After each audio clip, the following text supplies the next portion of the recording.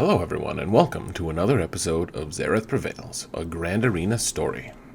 It's another wonderful day full of 3v3 madness, and that means that we're in Grand Arena Championship 4, Episode 2. We're in the semifinals, which means we won our most recent round, our first round of 3v3. We have our second round of 3v3. It's pretty tough trying to figure out the different teams and the different counters, but we did pretty well last round. My opponent went full defense, and I was able to still get a full clear save for one team, which was Geonosians, and that's it. That is a pretty problematic team in 3v3 format so far, so hoping that we can do better in this current round. My opponent does have a really strong roster. You can see that they have 5 more Tier 7 relics than I do, which is a huge advantage. Having a lot of Tier 7 is really strong. They also have an overall mod advantage, or relics advantage. They have, 14 Tier 3, and then, they do have some Tier 4 and 5, but their entire roster, if they're Gear 13, they're also past the Tier 3 mark, so pretty strong. I do hold a mod advantage. I also hold a gear advantage and a pretty significant Zeta advantage, and all of that is just kind of weighed and balanced by the fact that my opponent has so many more relics than I do. So it's kind of a give and take. Like, relics definitely help a roster, but they also can weigh it down a little bit in terms of GP. And you look at the GA stats in total, I do have a little more overall success than my opponent. I have had, I should say. They don't full clear as consistently as I do. They don't have as many undersized wins, but they still have a respectable enough score that in 3v3 I didn't want to underestimate them. And I mean, honestly, I don't want to underestimate anyone. There are certain rosters that you're like, well, if I don't win this, then I'll have forgotten the face of my father, and that's absolutely true. But this one is not one of those. My opponent was absolutely dangerous. So you can see here that they didn't take as many crazy high-end teams as in my past opponent, which I was really grateful for because that was pretty wearing. Alright, so we got to get through this first zone first before we can see what all teams we're going to need to counter, and so that means taking a lot of the lower common denominator squads to be able to beat them. And if you guys have been talking to me on Discord or have listened to my podcast or whatever, you'll know that I really love this Thrawn Death Trooper Krennic squad, and this time I decided to try to take on this Carth squad.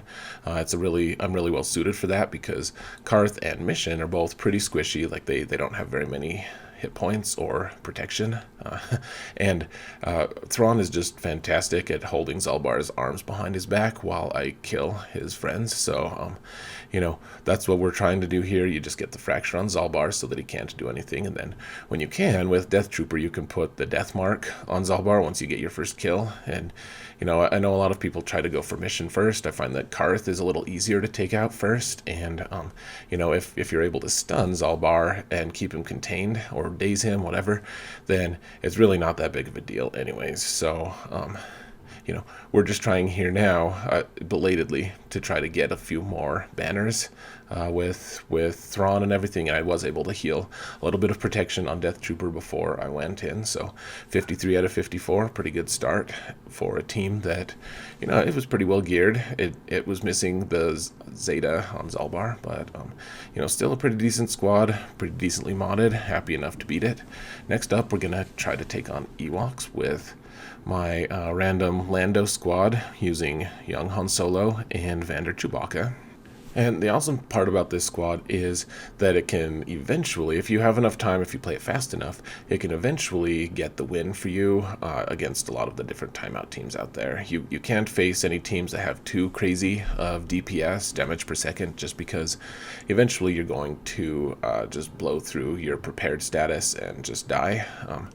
But in the case of this squad, like this Ewok squad, I think I would be comfortable even with Wicket on this Ewok squad as opposed to Paploo, but this particular squad doesn't do any damage. Like, it's supposed to be a timeout squad. It's got revive with the with the Ewok Elder, and it has, a taunt on Paploo, so whenever you get close to killing Elder, then you have to start hitting Paploo instead. So that's pretty strong. And the goal here is just to kind of build up young Han Solo's strength. His hitting power increases every time he takes a turn, and so we're just trying to do some damage, stay alive. We have prepared on Vandor Chewbacca, which means that he'll revive someone just in case someone takes too hard of a hit. But in this case, my opponent hadn't really put enough health or protection on Elder, and I was able to take him out relatively easily. And that was the main threat of being able to time out against this team. But now that Elder's gone, we can just kind of do our thing. And one thing that's really great about this squad is the fact that Vandor will help regenerate protection throughout the match on your guys. And so not every match are you going to finish with full banners, but in this case I was. 54 is great. Even though they got hit a bunch and the Ewoks take a ton of turns, he's still reviving all this different protection. And so we're able to take out their first two teams with some pretty nobody teams, and that's wonderful. This Bossk team is a little bit different just because it has a relic on Bossk, and they're decently modded. This Bossk is pretty fast, and you just don't want to have to deal with it, frankly. But my opponent did put it on defense, and we have to take it out. So I decided to take my Jedi Training Ray team. It's a little bit of a risk just because Jedi Training Ray is really great at being able to take down other timeout teams, and this isn't necessarily a timeout team, but it's probably more dangerous than that, honestly. It can be a timeout team, but it also has teeth. It can do a lot of damage. Boba is a huge risk because he has Execute, and I have a ton of buffs coming in the form of Illuminated Destiny from BB-8, and so I would prefer maybe not to have to do this particular matchup. However, we're trying to clear this without losing any of our big hitter squads, any of our main meta squads. So you can see my first move was just to dispel and ability block Bossk, just so that he wouldn't be able to put his taunt up, because once he puts his taunt up, then you can't hit anyone else. And really the goal, my usual goal, is just to take out Boba as quick as possible, but I realized that Bossk had been forcing me to hit him anyways, and just to be able to keep him kind of shut up, and eventually he was losing enough health and protection that I decided to just try to finish him off. The awesome thing about taking Jedi Training Ray against this team and against the really tanky Bossk, which he was really tough to kill for most squads, but I have Expose on the Jedi Training Ray squad, and so every time I hit him, we're putting Expose on him.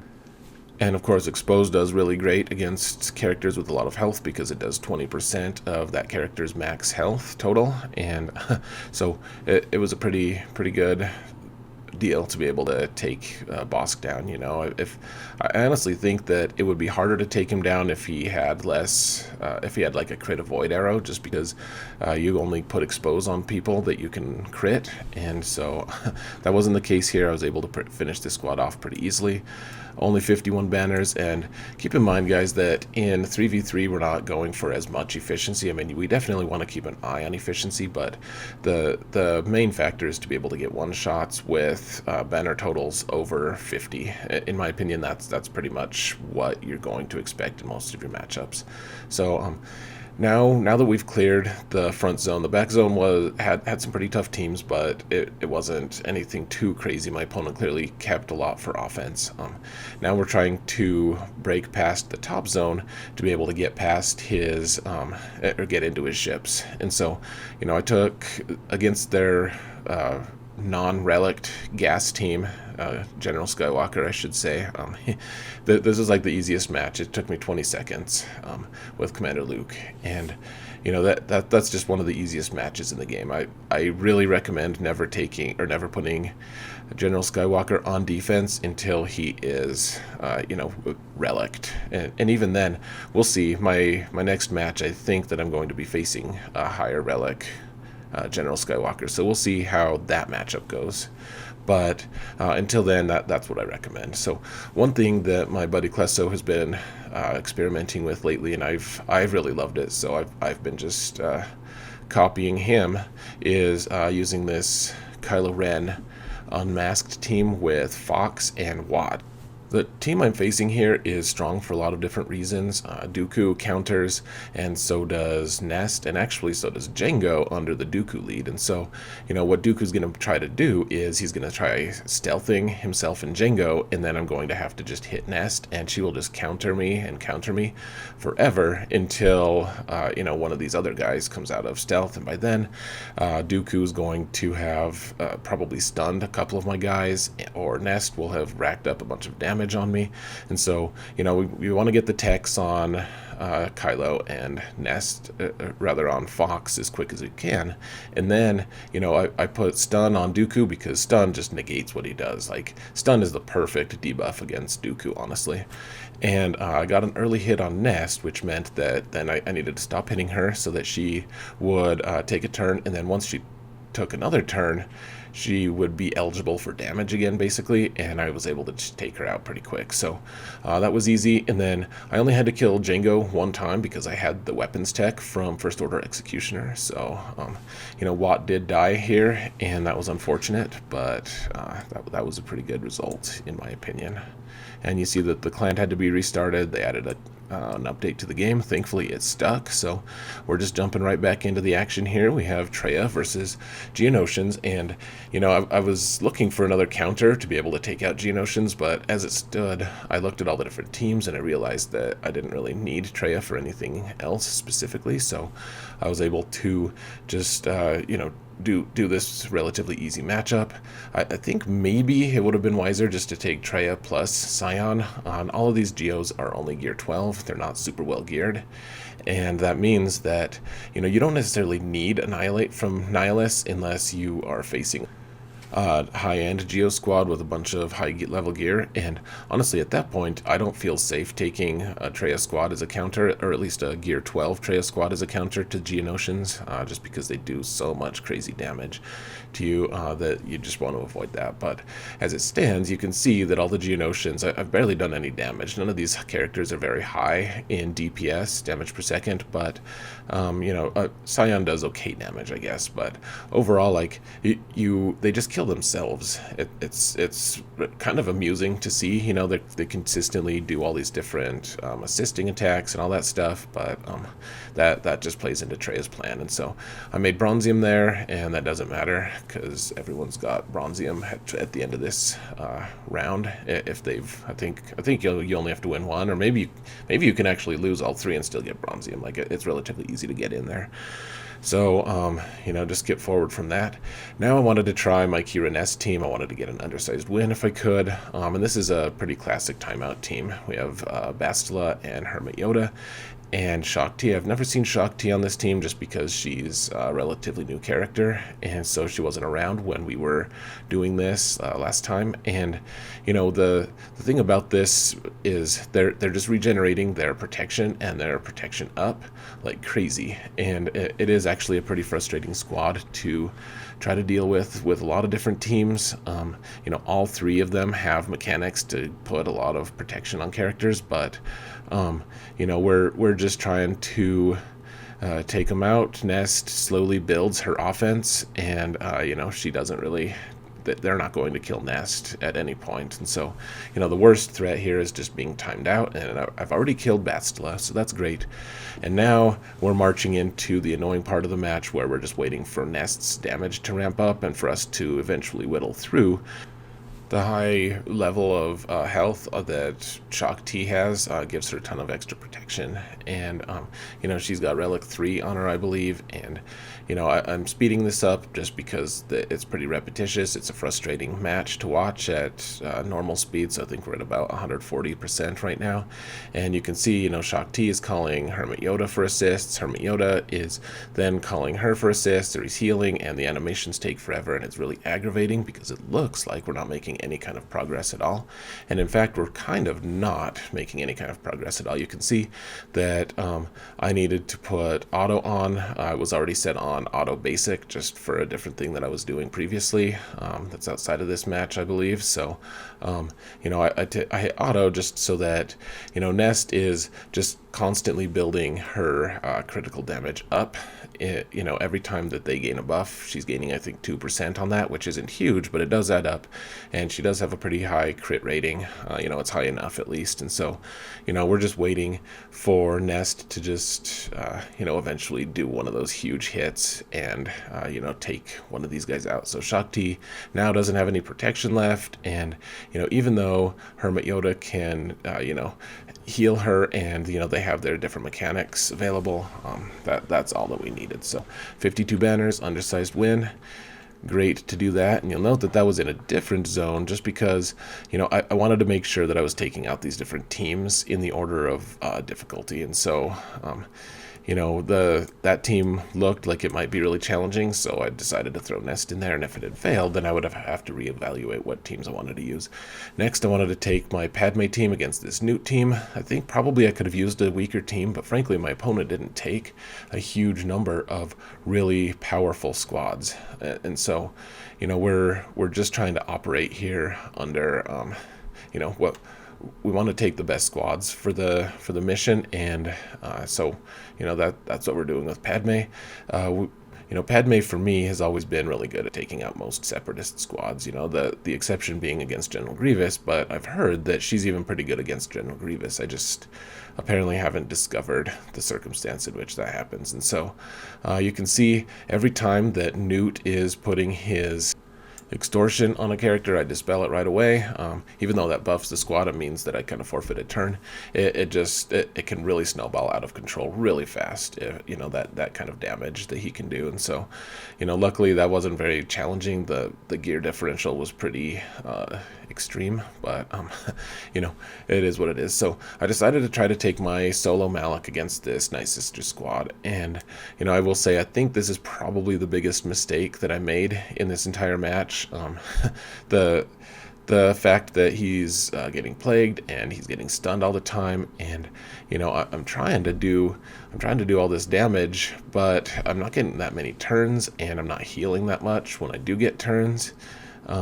You know, they're just stunning and controlling, and this Talzin doesn't even have a Zeta on her. So if I can kill one of these characters, then I'll be able to, you know, that they're not going to revive or anything crazy like that. But I'm not afforded the opportunity because Daka stuns, Spirit stuns, and you know, I was able to take out Daka there at the end.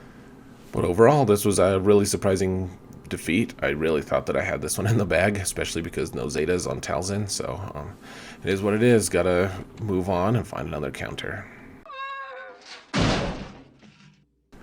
So that was absolutely not the ideal circumstance. I really wanted to get an undersized win there, and you know, I honestly, I don't really blame myself that much for not seeing that coming. Malak is great at being able to solo most teams. He solos a lot stronger teams, so I thought it was pretty reasonable to be able to beat them. Maybe I need to put some more tenacity on him or something, but I did send in my Bossk with Jango and Boba, and you know, just to clean up, and it was like total overkill, just ridiculous. So maybe I could have done that actually undersized as well, but I didn't want to take any chances. You really can't afford that in this format. Clearly, my opponent was keeping a lot for offense, which meant that I was most likely going to be full cleared as well, and that meant that it was going to be an efficiency match. So, you know, 10 banners means a huge amount in efficiency matches. So now we're trying to go back to this top zone here. I wanted to make sure I could full clear that bottom zone without having to resort to using my Jedi Knight Revan, but as it stands, I was able to take it out fairly easily. And you know, this version of First Order is just really tanky. Like, it does have some pretty good DPS. The First Order Stormtrooper hits harder than a lot of people give him credit for. He's actually a really fantastic character, and I would recommend everyone to put gear on him and farm him as soon as they can. He's I don't know if he's going to be on the best First Order team in the future, but like right now, he is absolutely a central part to that team. So anyways, this is more of a timeout. Like it's a better defensive squad, really, and that allows my opponent to be able to take First Order Executioner on offense. So, if you're gonna put these guys on defense, which I don't really recommend because of how good they are at control, I would recommend putting this version of them on there. But in this case, they were just totally outmatched by my Jedi Knight Revan team. Like that squad is just too good for them, like just too high of a tier, and it was a luxury to be able to use Jedi Knight Revan against them. So my opponent did put one of the Star Destroyer characters with Geonosians on defense in their zone, their ship zone, and that meant that I was probably going to be able to beat it pretty quick. But as always, I like to beat all of the squads first, just so I'm in that same mindset. And once again, I wanted to take this Asajj team with Acolyte.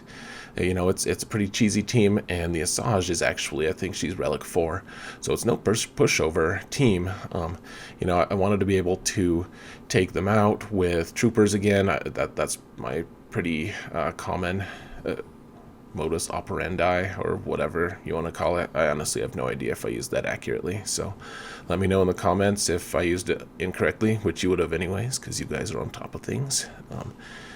Anyways, so what we're battling here is trying to take out Asajj 2 different times, or if I can take out Acolyte once, that's probably even easier. But you need to kill one of the 2 non-zombie Night Sisters at least one time, or at least 2 times, so that Zombie stops reviving them, and after that you have enough AoEs to slowly whittle down Acolyte. And in this case, Acolyte got taken out pretty easy anyways.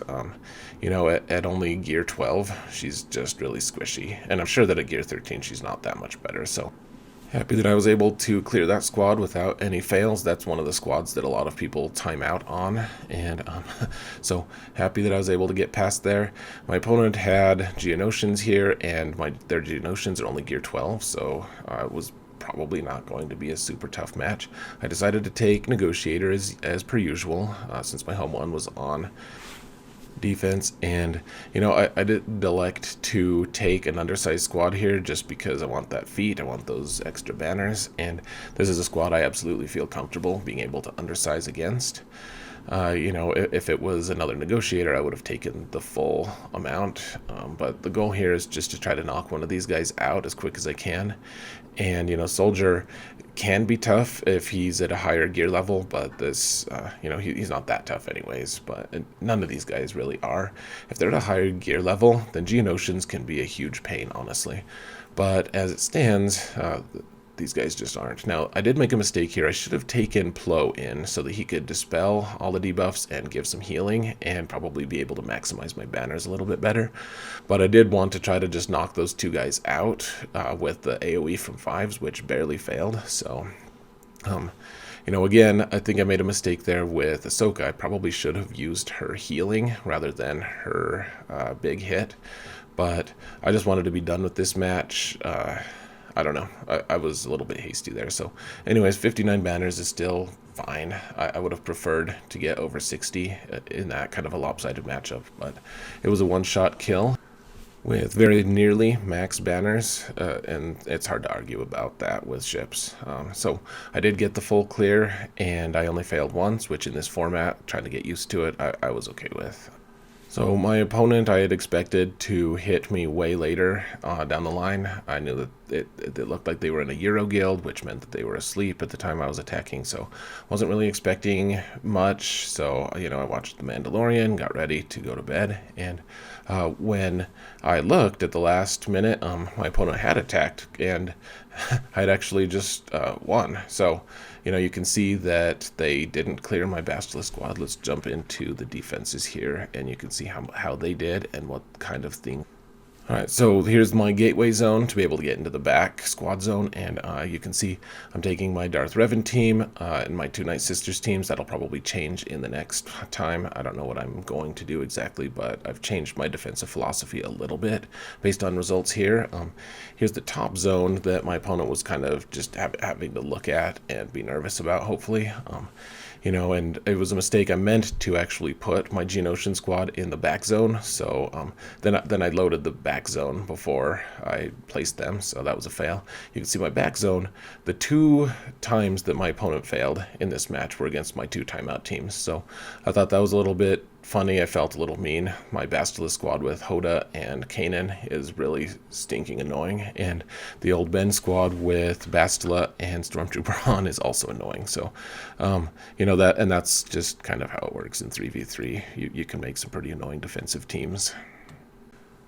But that's just the nature of this game and this mode, so I make no apologies at all. Like, not even one. You can see that Akbar got 0 defenses, though he did get 2 reinforcements, which, I don't know. I would really like to see how that fight played out. I keep getting 1 shot on that fleet, and I guess that's okay, but I would like to know how my fleet is doing overall and how many banners it's stealing. At any rate, I did get the win, and I felt a lot more comfortable this time. Part of that is the fact that my opponent didn't put every single good squad on defense, and part of that is just getting used to this format again. I think that my momentum is going to continue to build, hopefully. I will have a few more squads that I am going to have to scratch my head over, but overall this game mode is getting easier already, and that's a good sign. And I do want to tell you guys how proud you should be of me for staying professional and not commenting on different creative ways to pronounce my opponent's name, because it's something that I keep wanting to do, and I need to stop it. So anyways, glad to get the win here. I earned enough currency to buy 5 whole Kyrotech pieces, so that's wonderful. And anyways, guys, I think I'm going to call it here. So thank you so much for watching. Stay tuned for the finals. It's going to be exciting with a High Relic General Skywalker, probably on defense. And remember that in all things, Zareth prevails.